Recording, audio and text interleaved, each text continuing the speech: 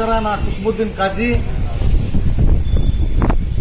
ದೇಶದೊಳಗ ಕೌಮ ಸೌಹಾರ್ದತೆಯನ್ನ ಹಾಳು ಮಾಡುವವರಿಗೆ ನಾನು ಒಂದು ಸಲಹೆಯನ್ನು ಕೊಡ್ತೀನಿ.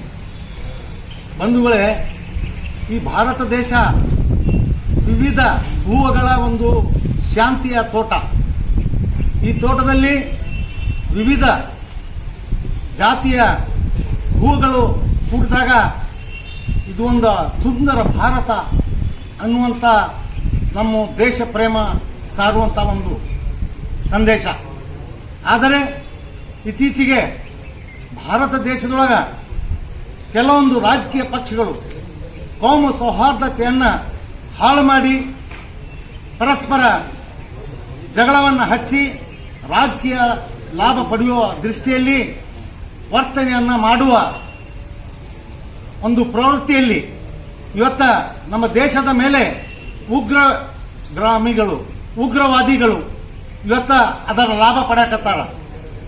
ಅದು ಏನಂತ ಅಂದ್ರೆ, ಇವತ್ತ ಮೊನ್ನೆ ನಡೆದಂತ ಒಂದು ಜಮ್ಮು ಕಾಶ್ಮೀರದಲ್ಲಿ ಒಂದು ಉಗ್ರರ ದಾಳಿಯ ಉದಾಹರಣೆ ನಾನು ಹೇಳ್ತೇನೆ.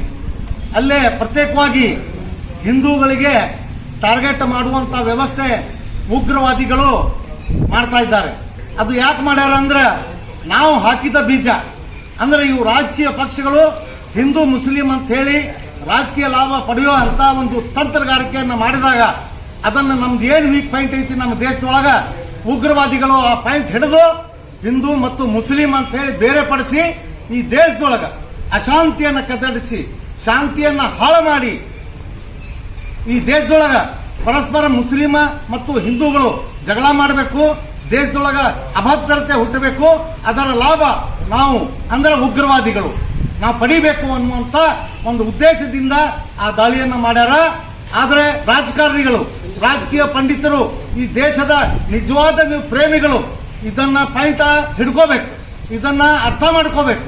ಆ ದೃಷ್ಟಿಯೊಳಗ ನಾವು ದೇಶದೊಳಗ ಯಾವುದೇ ಜಾತಿ ಅವ್ರು ಮಾಡ್ಯಾರ.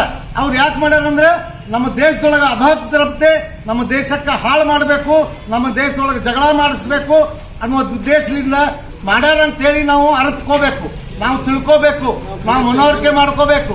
ಅಂದಾಗ ಮಾತ್ರ ನಮ್ಮ ದೇಶ ಒಕ್ಕಟ್ಟಾಗಿ ನಾವು ನೆರೆ ರಾಷ್ಟ್ರದೊಳಗೆ, ನೆರೆ ರಾಷ್ಟ್ರ ಅಂದ್ರೆ ಪಾಕಿಸ್ತಾನ್, ಅಫ್ಘಾನಿಸ್ತಾನ್ ಮತ್ತು ಬಾಂಗ್ಲಾದೇಶ್, ಈ ಮೂರು ರಾಷ್ಟ್ರಗಳು ಇಸ್ಲಾಮಿಕ್ ಕಂಟ್ರಿಗಳು.